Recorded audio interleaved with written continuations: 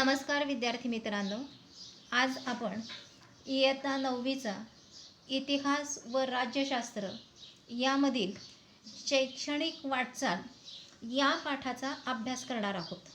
आपण खरं तर या पाठाला कालच सुरुवात केलेली आहे. काल आपण या पाठाचा निम्मा भाग शिकलेला आहोत. यामध्ये आपण कोणते कोणते मुद्दे शिकलेले आहेत ते फक्त मी तुम्हाला पुन्हा एकदा सांगते. प्राथमिक शिक्षण, त्यामध्ये खडूफळा योजना, खडूफळा योजनेतील उपक्रम, 1914मध्ये विस्तार योजना, जिल्हा प्राथमिक कार्यक्रम, माध्यमिक शिक्षण, विद्यापीठ शिक्षण आयोग, मुदलियार आयोग, कोठारी आयोग या घटकांचा काल आपण अभ्यास केलेला आहे. आजच्या तासामध्ये आपण उरलेल्या घटकाचा म्हणजे राहिलेला जो पाठ आहे या पाठाचा आपण आज अभ्यास करणार आहोत. तर यामध्ये आपण सुरुवातीला की स्वातंत्र्योत्तर कालखंडातील शिक्षण, की स्वातंत्र्योत्तर कालखंडातील शिक्षण याचा अर्थ काय, तर आपला देश स्वतंत्र झाल्यानंतर म्हणजेच 1948 साली केंद्र सरकारने डॉक्टर राधाकृष्णन की सर्वपल्ली राधाकृष्णन यांच्या अध्यक्षतेखाली विद्यापीठ आयोगाची नियुक्ती केलेली होती. आणि ह्या विद्यापीठ आयोगाची नियुक्ती करून आयोगाकडे आर्थिक अनुदान, विद्यापीठांचा दर्जा व समन्वय ही कामे आयोगाला देण्यात आलेली होती. याचा अर्थ काय होतो, तर आपण बघितलेलं आहे की प्राथमिक शिक्षण आहे, माध्यमिक शिक्षण आहे की कोणत्याही प्रकारचं शिक्षण आपण घेत असताना त्या ठिकाणी आपल्याला खर्च हा मोठ्या प्रमाणावरती येत असतो. तर केंद्र सरकारकडून आपल्याला अनुदान प्राप्त व्हावं, त्याचबरोबर आपल्याला नुसता विद्यार्थी संख्या वाढवायची नाही, तर जे विद्यापीठ आहेत की आपण आकृतीबंध बघितलेले आहे 10+2+3 की 3 याचा अर्थ की 12वी नंतरचं जे शिक्षण आहे हे शिक्षण घेतो त्याला आपण म्हणतो विद्यापीठ. तर या विद्यापीठांचा दर्जा जो आहे हा दर्जा आपला चांगला असला पाहिजे. त्याचबरोबर त्या ठिकाणी की त्या दर्जा चांगला ठेवण्यासाठी आपल्याला काम करत असताना काही अडचणी येतात. अनेक वेळेला ह्या आलेल्या अडचणी आहेत, ह्या अडचणी आपण एकमेकांच्या मार्फत सोडवल्या पाहिजेत. त्याला म्हटलं जातं समन्वय साधणे, की विद्यापीठ आणि कॉलेज लेवलवरती आपण जी कामं करतो त्या ठिकाणी असणाऱ्या ज्या व्यक्ती आहेत या व्यक्तींच्यामध्ये असणारं जे काम केलं जातं त्याला समन्वय साधणे असे म्हणतात. आणि हा समन्वय साधण्याचं काम ह्या आयोगाला देण्यात आलेलं होतं. मग ह्या विद्यापीठ शिक्षण आयोगाची कामं कोणती होती, तर जी विद्यापीठं आहेत की आता आपण जर बघितलं, आपण बारामतीमध्ये राहतो, मग बारामतीमध्ये बघितलं आपण उच्च शिक्षण घ्यायला गेलो तर त्या ठिकाणी आपलं विद्यापीठ कोणतं आहे, तर पुणे विद्यापीठ आहे. मग या विद्यापीठांना अनुदान मंजूर करणे, मग या विद्यापीठांच्या अंतर्गत येणारी पुणे तालुक्यातली, पुणे जिल्ह्यातली जेवढे काही कॉलेजेस असतील त्या सगळ्या कॉलेजेस की विद्यापीठाच्या अंतर्गत येणारे जेवढे काही जिल्हे आहेत त्या जिल्ह्याच्या अंतर्गत येणारी जेवढी काही तालुके आहेत, कॉलेजेस आहेत, त्या कॉलेजेसला त्या ठिकाणी काय करणे, तर अनुदान मंजूर करणे. त्याचबरोबर विद्यापीठीय शिक्षणाचं नियोजन करणे, की विद्यापीठ लेवलवरती जे शिक्षण आपण देत आहोत त्या शिक्षणाचं योग्य प्रकारचे नियोजन करणे, अभ्यासक्रमामध्ये सुसूत्रता आणणे. त्याचबरोबर शिक्षणामधून ज्या आपल्या राष्ट्रीय गरजा आहेत मग राष्ट्रीय गरजांना प्राधान्य देणे. मग राष्ट्रीय गरजा कोणत्या आहेत, आत्ताच्या काळाचा जर आपण विचार केला तर असं आपल्याला लक्षात येतं की पूर्वीच्या काळामध्ये नुसतं आम्हाला सांगितलं जायचं की ज्या वेळेला मी स्वतः शिकत होते त्यावेळी फक्त सांगायचे की झाडे लावा. पण नंतर असं लक्षात आलं की अरे आपण नुसते झाडे लावा असं म्हणतो, पण नुसती झाडं लावून उपयोग नाही, तर त्या ठिकाणी ती जगवली सुद्धा पाहिजेत. आणि म्हणून मग पुढं असं लक्षात आलं, सांगितलं की झाडे लावा झाडे जगवा. हे तुम्हाला फक्त उदाहरणादाखल एक सांगितलं की ही राष्ट्रीय गरज आहे की त्या ठिकाणी पर्यावरणाची हानी होणार नाही. अशा ज्या काही अन्य गोष्टी आहेत त्या शिक्षणाच्या माध्यमातून त्यांना जर आपण महत्त्व दिलं, कारण उच्च शिक्षण घेणारी मुलं जी असतात हा सगळा तरुण वर्ग असतो, ते हिरिरीने काम करत असतात. प्रत्येक गोष्ट त्यांच्या मार्फत समाजापर्यंत पोहोचवली जाते आणि शासन ज्या काही विद्यापीठाच्या अंतर्गत ज्या कुठल्या वेगवेगळ्या योजना केल्या जातील त्या योजनांची यशस्वीरित्या त्या ठिकाणी अंमलबजावणी होते. आणि म्हणून ह्या विद्यापीठाच्या मार्फत योजनांची आखणी केली जाते. आखणी करणे याचा अर्थ नुसतं कागदावरती लिहून काढायचं नाही, तर ते प्रत्यक्षात अंमलात आणायचं. त्याचबरोबर त्यांचे विकास परिषदा स्थापन करणे. आपण एखादी योजना राबवल्यानंतर त्या योजनेचा विकास कितपत झालेला आहे, जो विकास साधण्याचं आपलं उद्दिष्ट आहे 100% साध्य झालेला आहे का, समजा कमी प्रमाणात झालेले की 20% 30% साध्य झाले, तर ते का साध्य झालेलं नाही, या पाठीमागची कारणं शोधण्याचं काम सुद्धा त्या ठिकाणी केलं जातं. म्हणून त्याला म्हटलेलं की विकास परिषदा स्थापन करणे. ते साध्य करत असताना आलेल्या अडीअडचणी सोडून योग्य तो विकास करणे. पदव्युत्तर अध्यापनासाठी प्रगत अध्यापन केंद्र स्थापन करणे. पदव्युत्तर याचा अर्थ ग्रॅज्युएशनपर्यंतचं शिक्षण आपण पूर्ण केलेले, पुढचं आपल्याला पोस्ट ग्रॅज्युएशनचं शिक्षण घ्यायचं आहे. मग हे पोस्ट ग्रॅज्युएशनचं शिक्षण घेण्यासाठी आपल्याला त्या ठिकाणी शिक्षकांना अगोदर शिकवणं गरजेचं आहे. त्यांना ट्रेनिंग देणं, त्यांना विकसित करणं हे आवश्यक आहे. म्हणून तशी अध्यापन केंद्र निर्माण करणे, नवीन विद्यापीठांची स्थापना करणे आणि कंट्री वाईड क्लासरूम आयोगाने तयार केलेले आहेत. कंट्री वाईड याचा अर्थ काय होतो, तर त्या त्या राज्यानुसार त्या ठिकाणी त्यांनी काय केलेले आहेत, वेगवेगळ्या क्लासेसची योजना केलेली आहे. आणि ह्या कार्यक्रमांचं सगळ्या प्रसारण हे दूरदर्शनवरून करण्यात आलेलं आहे. त्यानंतर आपण बघतो की NCERT. आता जर आपण बघितलं तर अमुक एखादा अभ्यासक्रम बदललेला आहे. हा बदललेला की आम्ही सांगितलं की हा अभ्यासक्रम बदलला, आपण ते मान्य करतो का, नाही करत. मग कधी त्याला आपण मान्यता देतो, तर NCERTने ज्या वेळेला ते मान्य करेल त्यावेळेला आपण काय करतो, त्या गोष्टीला मान्यता मिळते. मग NCERT याचा अर्थ काय, लॉंग फॉर्म काय आहे, तर national council of educational research and training, त्याला म्हटलं जातं NCERT. आणि ह्या NCERTची स्थापना 1 सप्टेंबर 1961 रोजी दिल्ली या ठिकाणी करण्यात आलेली होती. आणि ह्यांची स्थापना कशासाठी केली, तर शालेय शिक्षण, शिक्षणविषयक सर्वंकष धोरण आणि त्याची अंमलबजावणी करणे, त्याचं मार्गदर्शन करणे, यासाठी या NCERTची स्थापना करण्यात आलेली होती. मग NCERTची काही कामे, ही कामं कोणती आहेत, तर त्यामध्ये पहिल्यांदा त्यांनी शिक्षणविषयक संशोधन करणे आणि प्रशिक्षणाची सोय करणे. की नवीन एखादा विषय आपण सुरू करत असताना त्या ठिकाणी जो विषय शिकवणारे जे शिक्षक आहेत त्या शिक्षकांना ट्रेनिंग देण्याची गरज असते. त्याला म्हटलं जातं प्रशिक्षण.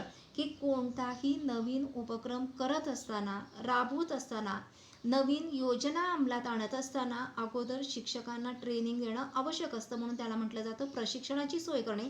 जे आपण राबवणार आहे ते योग्य आहे अयोग्य सर्व बाजूनी त्याचा सर्वंकष विचार करून मगच त्याचा विकास करणे, विस्तार करणे, शैक्षणिक कार्यक्रम राबवणे. त्याचबरोबर आपण जे पाठ्यपुस्तक अभ्यासतो त्या पाठ्यपुस्तकांची पुनर्रचना करणे, शालेय अभ्यासक्रम ठरवणे, त्याची पुनर्रचना करणे आणि जे शिक्षक तुमच्यापर्यंत आम्ही पोचत असतो शिक्षकांच्यासाठी मार्गदर्शिका, कार्यपुस्तिका, अध्यापन प्रशिक्षण, अध्ययन अध्यापन तंत्राचा विकास, तसेच राष्ट्रीय स्तरावर प्रज्ञाशोध परीक्षा असे वेगवेगळ्या प्रकारचे उपक्रम हे त्या ठिकाणी राबवले जात असतात. अशा पद्धतीने ही NCERTची जी कामं आहेत ही NCERTची कामं आपण बघत असतो. आता त्यानंतरचा मुद्दा आहे तो म्हणजे MSCERT.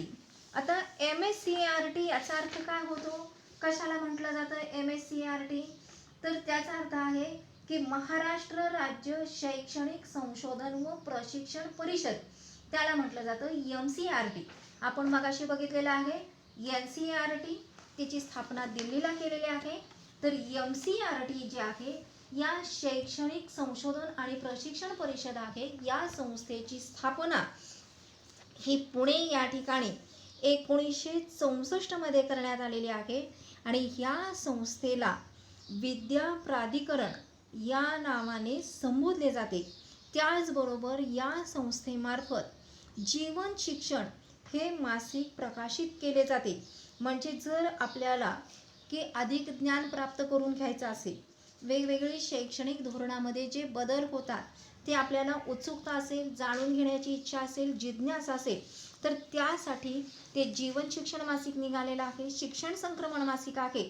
यामधून शासनाची शैक्षणिक धोरणं नेमकी काय आहेत ही माहिती आपल्याला त्या ठिकाणी सांगितली जाते. मग ह्या MCRTची कामं कोणती आहेत? तर प्राथमिक शिक्षणाचा दर्जा उंचावणे, म्हणजेच 1ली ते 4थीपर्यंतचं असलेलं शिक्षण. त्यानंतर शिक्षकांच्यासाठी सेवांतर्गत प्रशिक्षण देणे, कारण तुम्हाला जसं तुम्ही दररोज शिक्षण घेत असतात तसंच आम्हाला तेच ते शिकवण्यापेक्षा त्या ठिकाणी नवीन तुम्ही काहीतरी शिकलं पाहिजे, नवीन तंत्रज्ञानाचा अवलंब केला पाहिजे. अजून आपल्याला ॲडव्हान्स टेक्नॉलॉजीचा वापर करून जास्तीत जास्त विद्यार्थ्यांना कसं देता येईल यावरती लक्ष केंद्रित करण्यासाठी म्हणून शिक्षकांच्यासाठी सेवांतर्गत प्रशिक्षणाची योजना केली जाते. त्याचबरोबर अभ्यासक्रम आणि मूल्यमापन याबाबत सुद्धा शिक्षकांना मार्गदर्शन केले जाते, कारण पूर्वीची मूल्यमापन पद्धती आणि आत्ताची मूल्यमापन पद्धती यामध्ये बराचसा बदल घडून आलेला आहे, बदल होत आहे.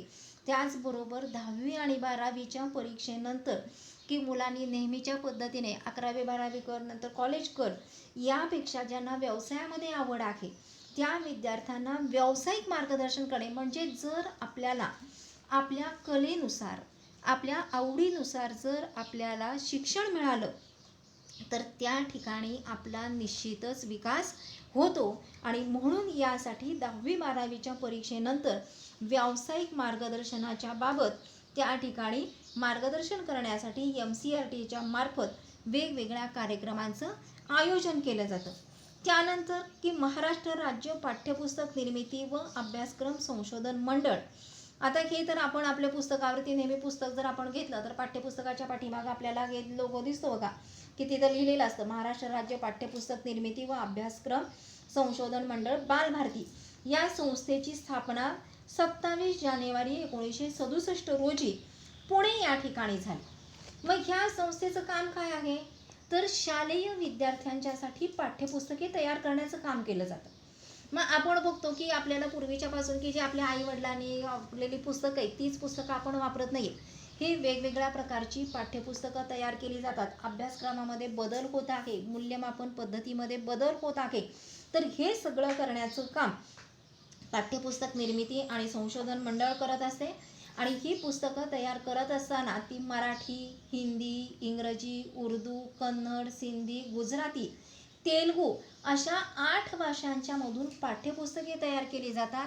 आणि तुमच्या वयातील विद्यार्थ्यांच्यासाठी म्हणून किशोर हे विद्यार्थ्यांच्यासाठी मासिक बालभारतीने प्रकाशित केलेलं आहे, की तुमच्यामध्ये असलेले जे गुण आहेत त्या कलागुणांना वाव देण्यासाठी तुम्ही काहीतरी लिहावं, लिहिण्यासाठी प्रवृत्त व्हावं म्हणून मुद्दाम हे त्यांनी पाठ्यपुस्तक मंडळ निर्मितीने किशोर मासिक सुरू केलेलं आहे, की त्यामध्ये तुमचे लेख, कविता, कथा, काही विनोद असतील, चुटके असतील तर ते तुम्ही त्यामध्ये देऊ शकता. एखादे तुम्ही छान चित्र काढलेली असतील तर तेही तुम्ही त्यामध्ये देऊ शकतात. म्हणजे विद्यार्थ्यांच्या कलागुणांना वाव देण्यासाठी म्हणून हे मुद्दाम पुस्तक मासिक तयार करण्यात आलेले. मासिक याचा अर्थ दर महिन्याला जे प्रसिद्ध होतं त्याला म्हटलं जातं मासिक.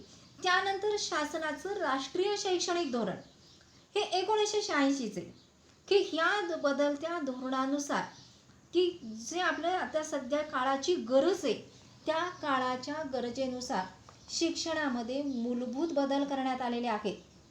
आणि सगळ्या राज्यांच्या करिता एकच अभ्यासक्रम दिला गेला, तर सर्वांना समान शैक्षणिक संधी मिळण्याची अपेक्षा करण्यात आली.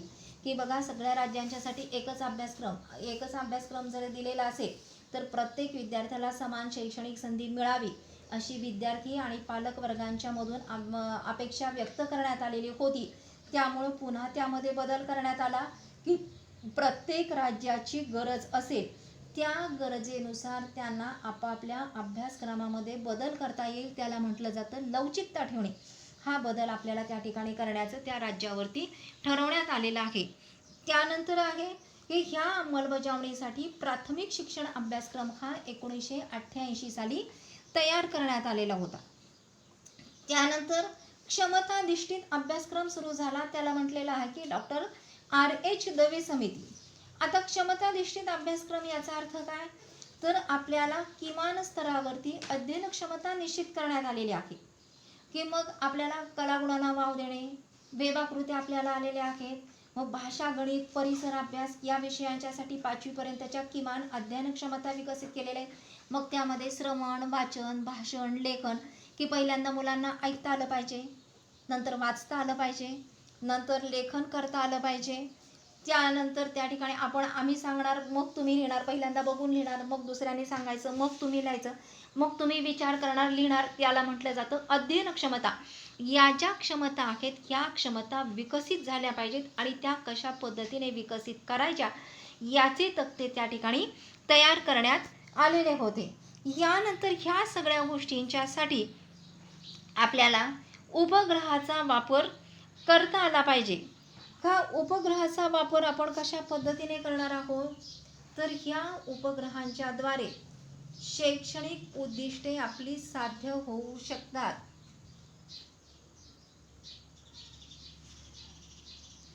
शैक्षणिक उद्दिष्टे जी आहेत ही आपली साध्य होऊ शकतात. हे 1975 साली सिद्ध झालेलं आहे.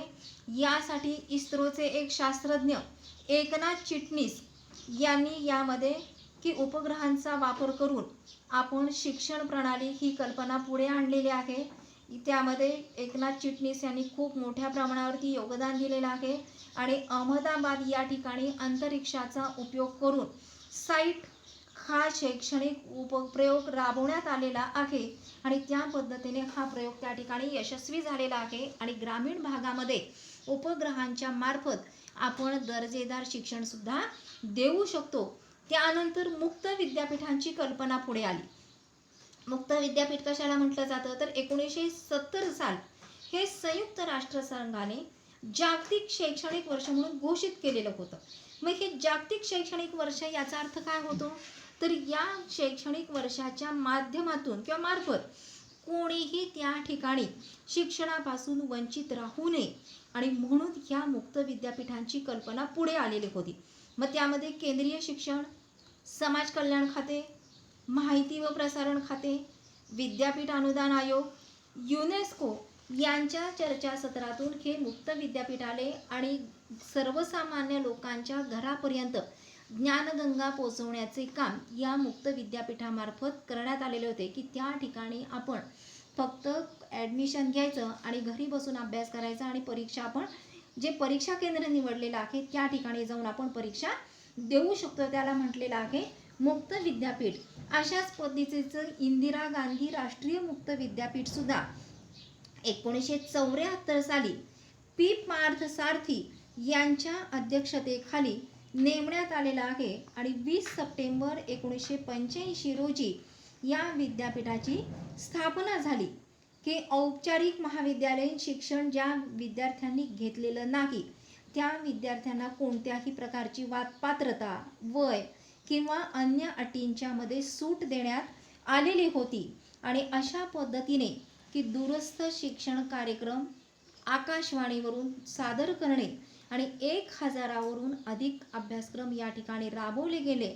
अशा पद्धतीने या संस्थेची किंवा इंदिरा गांधी राष्ट्रीय मुक्त विद्यापीठाची देशात 58 प्रशिक्षण केंद्रे आहेत तर परदेशामध्ये 41 केंद्रे ही कार्यरत आहेत. अशा पद्धतीने महाराष्ट्रात नाशिक या ठिकाणी यशवंतराव चव्हाण मुक्त विद्यापीठाची स्थापना करण्यात आलेले आहे. तर विद्यार्थी मित्रांनो, आज आपण या ठिकाणी की राष्ट्रीय NCERTच्या मार्फत अभ्यासक्रमाची योजना कशी केली जाते, अभ्यासक्रम कसा राबवला जातो, या सर्व गोष्टींचा आपण इथे अभ्यास केलेला आहे. उद्याच्या तासामध्ये तुम्हाला या धड्यावर आधारित स्वाध्याय विचारला जाईल. तर जो 2 तासामध्ये झालेला भाग आहे हा सगळा भाग आपण नीट व्यवस्थित वाचायचा आहे. आपल्याजवळ पुस्तकं आहेत त्यामधून अभ्यास करायचा आहे आणि मग उद्याच्या तासामध्ये स्वाध्याय आपण सोडवायचा आहे. धन्यवाद.